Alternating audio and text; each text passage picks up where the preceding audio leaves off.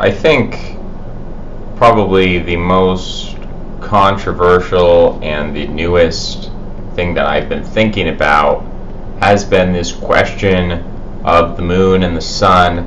How do we view them with respect to our connotations of masculinity and femininity?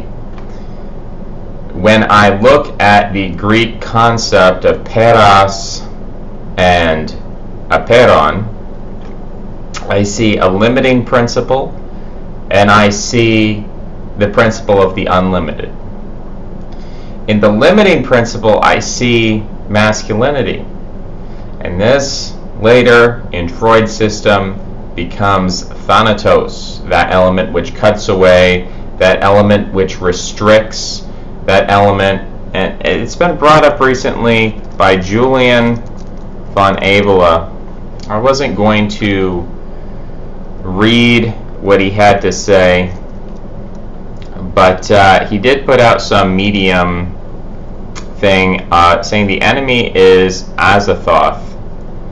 And I'm not sure I want to read the whole thing, but maybe we can skim this. It's a 14-minute read. Let's see if we can skim it.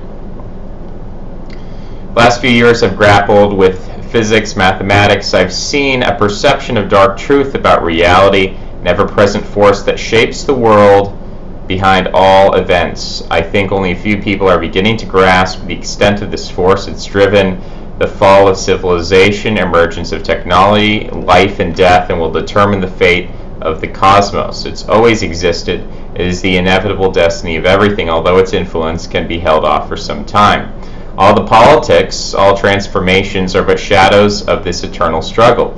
The words that come closest to describing this are chaos and entropy, but they don't capture its essence. To coin, well, I don't think to coin Lovecraft is right. Maybe to quote Lovecraft, I'd call this entity Azathoth, or perhaps Nyarlathotep, the crawling chaos. I think Lovecraft came closest to conveying the essence of this entity, the nature of the world, which is why I'll use his name for it. While these ideas that led me to Azathoth have been percolating for years, my sudden awareness of this was provoked when I happened upon a tip for calculating curvature tensors.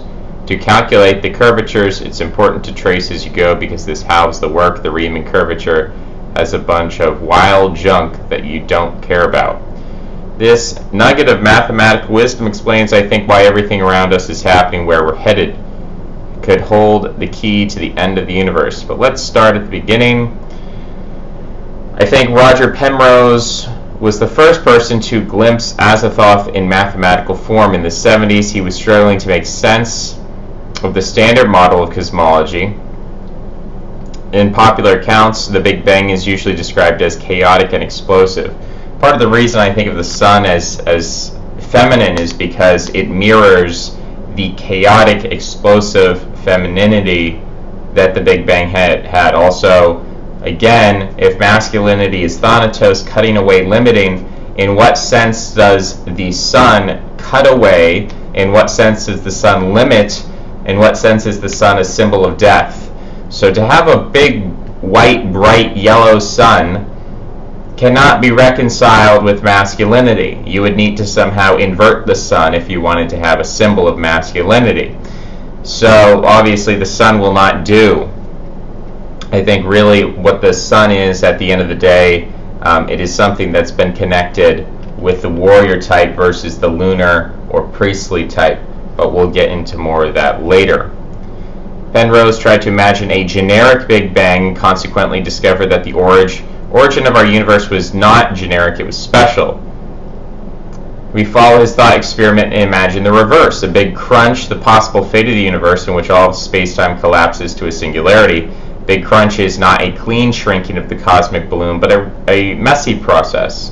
Matter and energy clumps to form black holes. Black holes congeal in an expanding mass of torn space-time that eventually becomes a singularity. If we run the tape of this big crunch in reverse, what we see bears no resemblance to the Big Bang, rather a clean expansion of space from an initial dense nugget. Instead, we see a congealed mass of white holes, the opposite of black holes, bifurcating and spewing matter and energy.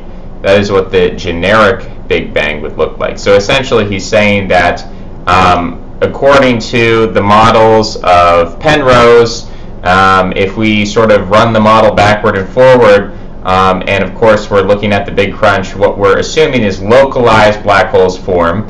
These localized black holes then congeal together to form super black holes that rip space-time in half, and then eventually they all come together in a singularity. If you run that in reverse, what you would expect is the appearance suddenly of white holes which would be spewing out matter. Now, I don't even know if white holes exist, but clearly that's not what the Big Bang actually was. The Big Bang was a very uniform expansion. There were no white holes to speak of, as far as we know. So this is a weird discovery, I suppose. Although it doesn't go against my concept of common sense that when the process of creating a vase is very different from the concept of smashing a vase, grinding the vase into dust, pouring the dust into water, mixing the dust together to make clay to make a new vase. I don't see any reason why we should expect that the creation of a new vase should be symmetrical with the destruction of an old vase. But maybe I just don't know enough about this. The fraction of possible Big Bangs that are ordered as ours is so inconceivably small. It'd be like a grain of sand on the Earth, a dust particle in the galaxy. The space of generic Big Bangs is 1 followed by 10 to the 123 zeros greater in size than the space of Big Bangs is ordered as ours. That order is in the fabric of space-time ourselves. Initial singularity so unusually precise because the vast majority of possible geometrical degrees of freedom were not activated at its inception, picking random starting point for the universe, however, and the vast majority of time the structure of space-time will be a gnarled mess. Penrose discovered that the mathematical content of the geometrical chaos is embedded in an algebraic structure we call the Weil curvature tensor. All the geometry we're familiar with from Euclid apply on a flat surface. Modify that surface by introducing curvature, however, and the laws of geometry change. Angles of a triangle can be greater than 180 degrees, parallel lines converge, so on. Mathematical entities called tensors summarize the geometrical properties of a curved space. The basic curvature tensor is the Riemann tensor, which tells us the result of taking a tangent vector to a curved space, transporting it around a small loop, a measure of the local curvature of the space. Riemann tensor is comprised of a Weil tensor, which tells us how the space is twisted, and the Ricci tensor, which tells us how the volume of little shapes is distorted. So we're doing some math here. Penrose hypothesized that the Weil curvature of space-time is constrained to vanish at initial singularities. That is, the Big Bang did fall in such a unique part of the state precisely because some geometrical principle prevents the vast majority of gravitational degrees of freedom from being activated. According to Penrose's intuition, the Weil tensor embodies the entropy content of the structure of space-time itself. His principle, which constrains this tensor to vanish at past but not future singularities, gives directionality to space. Space to time explains the tendency of the cosmos to increasing entropy. Azathoth captures exactly what the Weil tensor embodies, what Ron Penrose advised us to avoid, or I'm mixing up the names here. Anyways, Azathoth embodies an overabundance of information. It describes the generic element of a sufficiently complex mathematical space. In my mind, this concept is far more expansive than the routine notion of thermodynamic entropy. As we shall see, Azathothianism calls into question the standard cosmological prediction of thermodynamic heat death. In any case, entropy reminds us of randomness, which is not really what Azathoth represents. Of course, a theoretical confirmation of Penrose's hunch will have to wait for a full quantum theory of gravity, which would describe the geometry of space-time background according to quantum physics. In regular quantum mechanics, the state of the particle is a wave function telling us the probability of where it will be. Quantum field theory assigns probability to every field configuration. A functional is an infinite dimensional function of a function. infinity to the infinity power. The incomprehensible enormity of the state space of quantum field theory is a testament to the gulf between Cartesian products and tensor products. Okay, we're just gonna skip the math because this is not a math channel. Infinity to the infinity to the infinity power. Interesting. Okay. All right. From general relativity and field theory and string theory, we are led to the inevitable conclusion that the ordered universe we see around us is a small island in a sea of meaningless information, Azathoth. My intuition suggests that Azathoth is an inevitable consequence of any sufficiently complex mathematical structure. We even see Azathoth in the real number line. The vast majority of real numbers are not only irrational, but transcendental. I am skeptical whenever cosmologists say that they can predict the future trajectory of the cosmos, whether through heat death or something else. The state space of the universe is so vast and intricate, their models ignore all but the simplest degrees of freedom. Complex life, for us, example, is unaccounted for. And if we manage to have some effect on the trajectory of cosmic history through technological invention, for example, that would simply represent a failure of those simplified cosmological models. Our latest research using the holographic dualities of string theory suggests space and time are emergent structures created by abstract entangled quantum space. As the cosmos plunges into increasing Azathothian regions of state space, the basic structures of space and time could devolve into meaningless static. As the size of the state grows larger, the island of order grows comparatively even smaller. Complexity is the death of order. That's very interesting. Very interesting, because the Greeks conceived of order, and this is the elemental mistake I made, that plenty of people commented about frivolous things that really I wish, it's not that I'm trying to ban comments here or delete comments, but I wish that I could manually, you know how I can heart comments? I wish I could manually thumbs down or unlove or hate comments.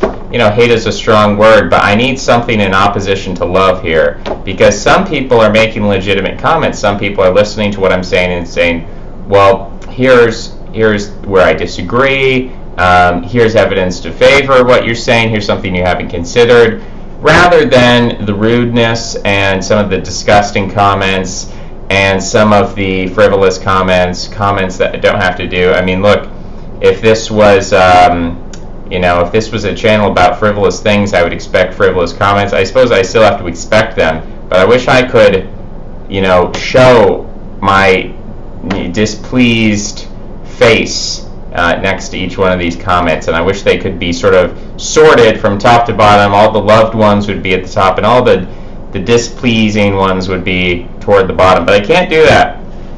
So I guess what we were saying here is the Azathoth, the Peros and Aperon. So the mistake I made was I mixed up the numbers 1 and 2 in the Pythagorean system. 1 represents harmony, 1 represents order, 1 represents simplicity. 2 represents duality, strife, war, complexity, the unlimited, that which is not bound by law. So when, and I don't know if Abel is familiar with Pythagoras. I mean, Pythagoras gives us the Pythagorean theorem, so if you're interested in mathematics and you're interested in philosophy, Pythagoras is a great place to start. So I would be surprised if he hadn't heard about Pythagoras. But when he says complexity is the death of order, that is very true. That is very true in the Pythagorean system. That order is represented by the number of 1, the simplest number. And the number 2 comes along, and the number 2 is an introduction of complexity. It's the simplest, most basic form of complexity, but nonetheless it is a form of complexity, and it introduces something which brings strife against order. So we're going to continue reading here. If Azathoth is a feature of all sufficiently complex mathematical structures, there's no reason it shouldn't apply to the structure of human society itself. History is replete with the collapse of complex societies. Also something I would like to begin reading Chiron or Ciron, however, maybe a Romanian could tell me how you pronounce Emil Chiron's name. He talks about how essentially, as Spangler refers to, the vital civilization, the growing civilization, is really a form of barbaric civilization. It's really an animalistic civilization. It's a civilization where, or maybe in the German, you say that civilization is not the right word, that Kultur is the proper word. A Kultur is vital, growing, living, when its base instincts, as Schopenhauer would say, the will, when its will is synonymous with its action and its living, breathing content. And civilization and decline set in when all of a sudden there's a dissonance between the will, between the passions, between what people want and what is actually acted out in the world. And this is when you get a world of simulation. This is when you get a world of abstraction and distance between what people want and how people actually act and everything like that. So there is this distance that's introduced. And so, it's through a process of, you might say there's an initial schizophrenia of spirituality where you directly perceive a spiritual experience, then that's codified and made distant by religion, which says, okay, you might not be able to directly perceive the spiritual experience, but we can describe it, we can have faith in it, and we can have brief glimpses into it. So you've introduced the concept of dissonance, and then you finally get to atheism, where you deconstruct and you disbelieve in religion because you no longer have the direct experience, or you say the direct experience is a hallucination. And we see this in Greek culture. We see Homeric Greece. There is an account that people directly experienced the will of the gods, the voices of the gods. They had direct schizophrenic experiences with divinities. Then this moves into post-Homeric Greece, in which there's a codification of religion, in which you see with Pythagoras, everything's just representational, it's all symbolic. Zeus is symbolic of the monad, or these different, Athena is symbolic of wisdom, rather than being a personality.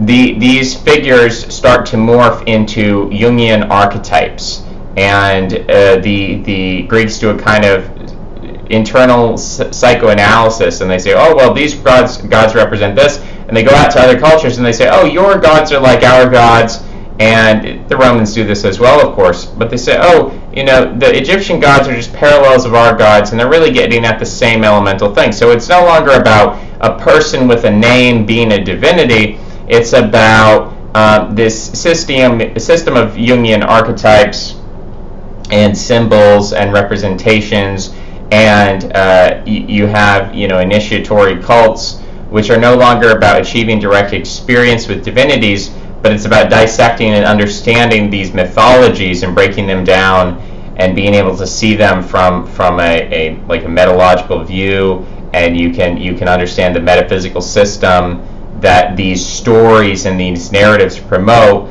like Plato's myth of the metals. He said this is a false myth, it's a fake myth.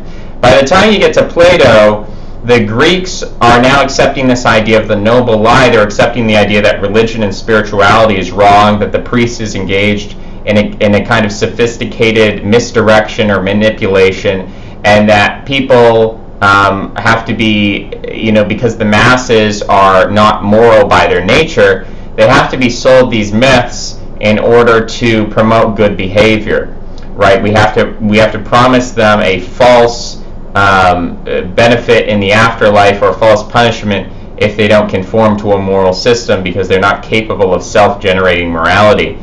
And this then continues with Christianity and becomes heaven and hell. The Greeks are very resistant to this concept. They do have a concept of Tartarus, which is really where the Christians derive hell. They don't, Judaism also has the concept of especially evil people, like, the Talmud says that Christ is burning in, human waste, essentially. That he's burning in a disgusting cauldron, a combination of bodily fluids. So clearly they have that concept there, but it's not a broad concept in the way that Christianity makes this dichotomy. Everyone either goes to heaven, everyone either goes to hell. The Greeks and the Hebrews both had a concept of a plutonic realm, the realm of Pluto, the underworld, which is a dark realm. It's not a fiery realm. And the Hebrews also had this concept of a Sheol, although there is a burning trash heap Sheol. Let's see if I can pull that up. I want to see if Sheol refers to the same. Oh, Gomorrah. I think Gehenna, Hades, Tartarus, Sheol, Gehenna, smoldering dump. So Gehenna is different from Sheol or Hades. It's more similar to hell, apparently. So yeah, these things do exist, but Christianity really simplifies all of this and brings it together in a simpler way.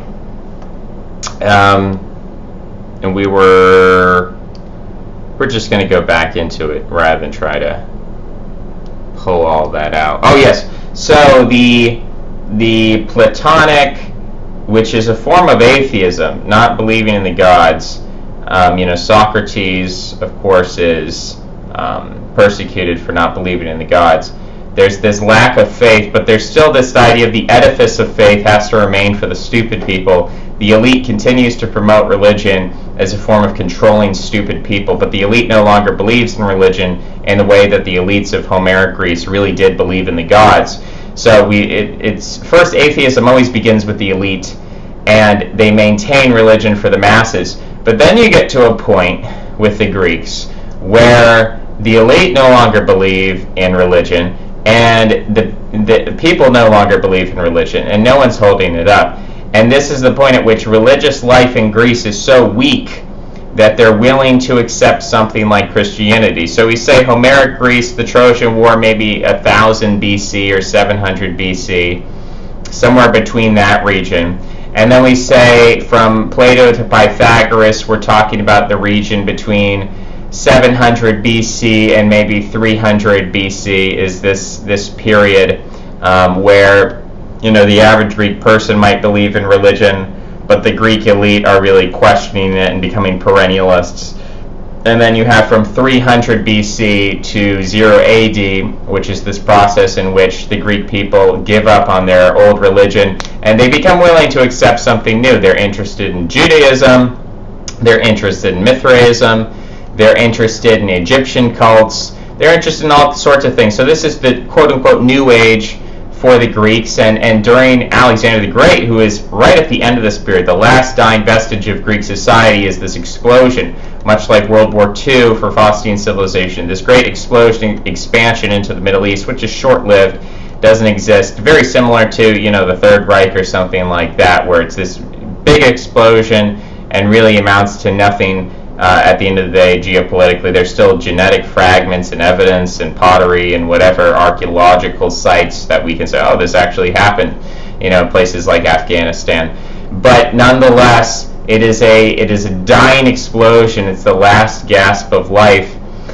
And at that time, Alexander the Great is getting all this advice from astrologers. Now remember, astrology is a Babylonian-rooted tradition. It is not native to Greece. So again, the fact that astrologers are consulting with Alexander the Great, and he's a Macedonian, he's not even Greek proper, although that's a point of contention if you ask Greeks versus Macedonians in the current states they live in. Macedonians, of course, are Slavic, and Alexander was not necessarily Slavic. Slavs hadn't even moved into that region of the world at the time. They were still germinating somewhere, up above the Caucasus or in Ukraine. Now, in any case, the astrologers are really bearers of a Babylonian culture who are consulting with Alexander. And then you have the Greek philosophers who come to Alexander and say, don't listen to the Babylonians, don't listen to the astrologers. And the reason why is not because it's not of our tradition, it's not properly Greek, it's a barbaric culture. No, they say the reason why is because atheism is true, and there is no evidence that the planets affect the events of Earth, and so don't listen to these astrologers. So essentially they say, don't give in to astrology because atheism is true, very similar to the kind of thing we see today where people are like, don't give in to Islam because actually atheism is true, or feminism is true, or something like this. Muslims are too patriarchal. That's essentially the argument that the Greeks are making at the time to Alexander, and he doesn't really listen to them necessarily, and so he kind of goes back and forth. He vacillates. I'll listen to the Greeks today, I'll listen to the Babylonians the next day. But you go through that process, that's the last gasp, and from there, the atheism in Greek society is so strong that by the time, it's not that Christianity just came along, I mean, they were trying other things, but eventually, by the time Christianity develops and is put out there, the Greeks are ready to receive it. They're ready to receive it first from the bottom, from the atheistic people of society who really do, as Plato said, they really do need religion. And at this point, popular religion, Greek religion, has degenerated to a point no longer has any power or vitality. So the weak people of society are looking for some kind of religion to anchor them in reality. And then at some point the Greek elite see this and they're like, oh, well, maybe this is a way we can, maybe this is something new and fresh and something that's attractive. But that's a process that takes hundreds of years. It's hundreds of years between the time when Christianity is initially introduced and it's attractive. And of course now we're moving into a period where the Greek culture is now subordinated to the Roman culture. That Greek civilization is just a little, edifice or a little organ attached to Roman civilization. We could maybe compare this to say like Australia is just, one organ of the American civilization, something like that. So this is what Greek civilization has been reduced to. And the slaves and the soldiers are attracted to it, and then eventually the elites say, okay, maybe this would be a good way to revitalize our culture.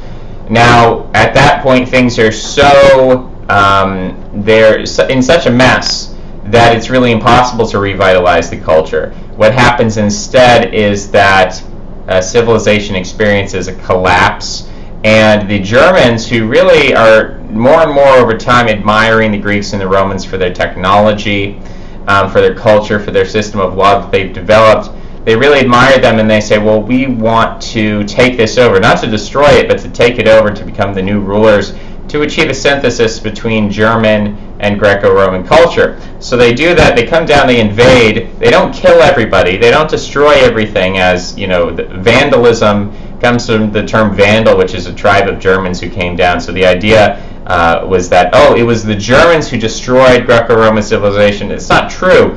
Greco-Roman civilization had been declining, decaying, and falling apart all on its own. You didn't really need the Vandals to come in and do that. They actually came in and they tried to restore Greco-Roman civilization. You see this later with the Holy Roman Empire. The Germans don't give up on this idea of restoring Greco-Roman civilization. You see the Anglo-Saxons, the Normans, the British are doing this as well. They're trying to restore that concept of a Greco-Roman civilization. We see this with the Renaissance. So this is a very long hope dream. Very similar, in a sense, the idea of restoring Greco-Roman civilization is for the Germans what restoring the temple at Jerusalem is for the Jews, or restoring the state of Israel or something for the Jews. It is a Zionist idea in the sense that it's this very long-held belief and hope for the future, kind of a prophecy that there will be a third Rome. I guess the first Rome is Rome proper, the second Rome, the Holy Roman Empire, which collapses with Napoleon, but had been degrading for a long time. And then you want to have some kind of new Rome, whether it's in Britain or whether it's in Russia or wherever it is that you want to have a third Rome. Sometimes it's not the Holy Roman Empire, sometimes it's the Byzantine Empire, it's the second Rome. Depends on which scheme you're using. Everyone thinks that they're the third Rome. But this is, I would say it's very analogous to something like a Zionist dream. Not necessarily that's positive or negative, but just I think it's an analogous teleological mythology. Okay, so we've gone through that, and we're going to get back into the article here. We're almost halfway. If Azathoth is a feature of all sufficiently complex mathematical structures, it should apply to human society. If our discussion of theoretical physics is a guide, Azathoth emerges when information degrees of freedom are activated. The internet has undoubtedly represented an enormous increase in the degrees of freedom available to the social state space in just the past few decades. Research shows the human brain evolved to handle up to a couple hundred unique social connections. That's Dunbar's number. And for the vast majority of history, the lack of communications technology has suppressed the vast majority of possible social connections and limited the space of networks to hierarchical hub and spoke style configuration. So hub and spoke is you have the center of the wheel and then you have the spokes of the wheel going outward.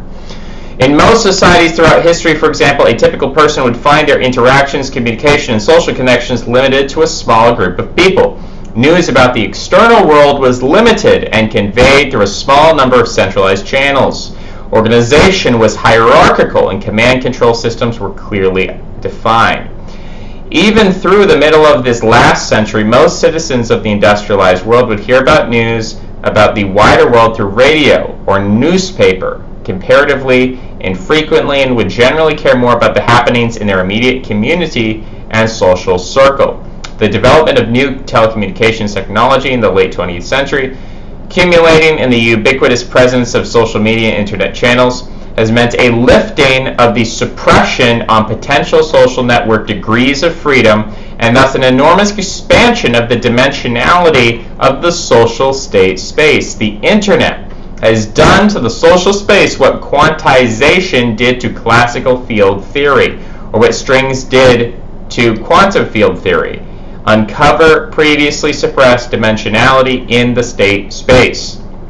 Social hierarchies, religious traditions, and castes exist to suppress social degrees of freedom and restrict the dimensionality of the space of possible social networks. This is why the vast majority of societies throughout history have implemented all three: social hierarchies, religious traditions, and castes. Societies that fail to suppress state-space dimensionality are unstable and fail. Hierarchy, both social and political, limits possible networks to recursive hub and spoke configurations, very small fraction of the available state space. The maintenance of tradition serves to protect the society's position in a low entropy part of the state space. By enormously increasing the space of possible social connections, the internet not only threatens traditional mechanisms of hierarchical control and old information channels, but also expands the Azathothian region of the state space. The Arab Spring and the resurgence of militant Islamism and Wahhabism across the Middle East, including ISIS, is a concrete example of the dangers inherent in such state space expansion. I would, of course, reject that, and I would say that both the Arab Spring and the resurgence of militant Islamism and Wahhabism and ISIS are concrete examples of centralized, old order, hierarchical powers, top down, getting what they want. So Wahhabism is funded by Saudi Arabia. Saudi Arabia is funded by the United States. Wahhabism, to the extent that it exists, is a product of the United States. Secular Arab dictators like Nasser, like Hussein, like Gaddafi, like Assad, all of these secular Arab dictators were much more competent, much more technologically sophisticated. They were just better rulers, and they outcompeted the Muslim Brotherhood. The Muslim Brotherhood existed. They outcompeted them. They went up to them, and they gained control. And the only reason they fell, and the only reason they didn't hold on to power, and the reason why Assad is the last one in power, is because of the hierarchy from America, the geopolitical elites in America who want to destroy the Middle East. That is why militant Islamism, Wahhabism, ISIS, all of those things have come into existence and are continually being inflated top down from the United States State Department. That is absolute CIA, FBI. That's is what's happening. That's not a random, chaotic thing. I guess maybe you could say, in some sense, it's an unleashing of chaos. but it's done from the top down. So I agree with his general thesis, but that specific example I'd have to challenge. I think we would also all agree that the internet has promoted political and social instability. I agree to an extent, but I also see the sense in which the internet has allowed for a centralization of a lot of thought. That before people could go off and think their own things, and in a sense the internet has united. We're all paying attention to this school shooting. We're all paying attention to this political event. We're all paying attention to politics in a way that I think before people were, the attention of society was less focused on these events. They've now become personalized. There's this warping of space, the social space, where when a school shooting happens, a liberal feels as if a conservative has shot their friends. Even if it happened hundreds of miles away, whatever, normally this would be something that no one would care about. All of a sudden now it's personalized. So I think the internet and social media has the ability to personalize events which were previously outside the purview of the individual social space. Social media has vastly accelerated the slide towards social and political progressivism, which I would agree with, but I think that was the intention of DARPA, and the government created and unleashed the internet in 1993. I think that was intentional, not accidental. And the activation of those information degrees of freedom have created a sort of emergent hive mind that crushes any opposition to its ideology. It is ironic that the very centralized media channels that are threatened by the New Order seem to be embracing its political ideology. Look how rapidly the politics and culture of the United States have changed since the activation of the internet. The Overton window has shifted so far to the left that even opposition to gay marriage, which was Obama's stance in 2008, is politically beyond the pale today. Not merely a different opinion, but something that must be condemned as unacceptable bigotry. Intriguingly, the political ideology accepted by the emergence of the new social degrees of freedom, one calling for the abolishment of hierarchies and traditions, itself embodies the horizontalized spirit of the newly unveiled states. Again, I would question the idea that even this concept of degrees of freedom might be true in some sense, but clearly this is a new form of oppression. This is a new form of control. This is a form of you're telling people you're free, and what they actually are is they're ruled by their passions, and it's a very predictable. It's actually extremely predictable, and that's why you're getting this extreme sharp shift in public consensus on something like gay marriage. You're able to change public consensus faster than you ever were in the past because of the power, the centralizing power of the internet, rather than this horizontal power. In the new social state space, the vast majority of possible networks are horizontalized rather than hierarchized. This seems to be the way Azathoth manifests. So, we have disagreements here, but I think it's interesting the way that he's talking about this. Without doubt, the internet has also contributed to the rise of populists like Donald Trump. I don't know if, again, the way that it's being portrayed, like Donald Trump has been trying to become president for a very long time, since the 80s. He's very rich, he's a billionaire. The opposition of the Trump movement to the neoliberal political establishment, media networks, financial elite, and international trade systems does seem to embody a rejection of establishment hierarchy and centralized control. Yeah, I don't know if any of that is true. The Trump movement, I guess, is distinct from Trump himself. So I don't know that Trump as a person has done any of that, but maybe you could say the Trump movement is still about that. The Trump movement's vision of America's role in the world, rooted in national identity, represents a smaller region of the global state space than the generic internationalized state. Ironically, is the political and media establishment that seems to be embracing Azathoth.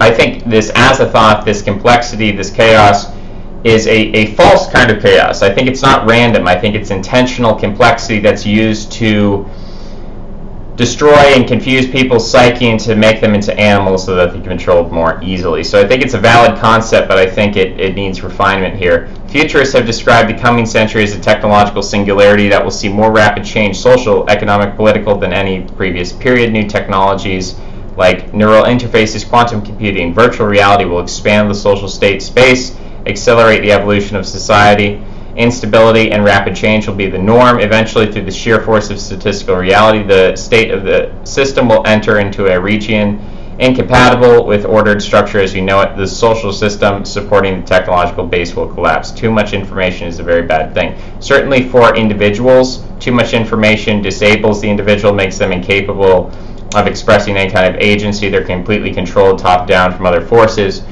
And that's all we are able to say about this. The closing remark is, the moon is priestly, the sun is a generative element. We're going to have to get into that next time. So until then, bye-bye.